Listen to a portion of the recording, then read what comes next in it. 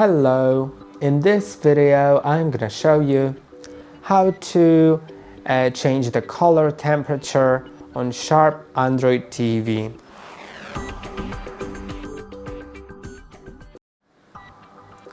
To do it, you'll need to click on the menu button on your remote while you're either within some app or within Live TV.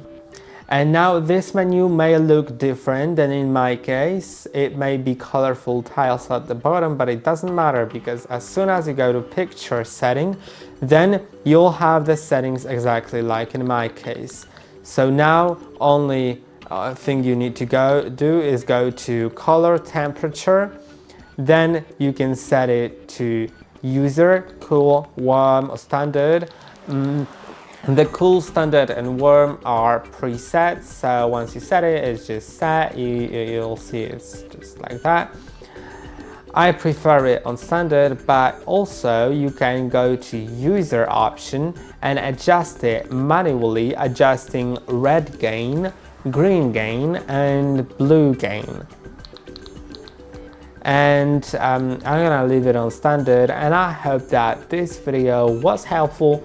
Don't forget to like and subscribe, and see you in the next one.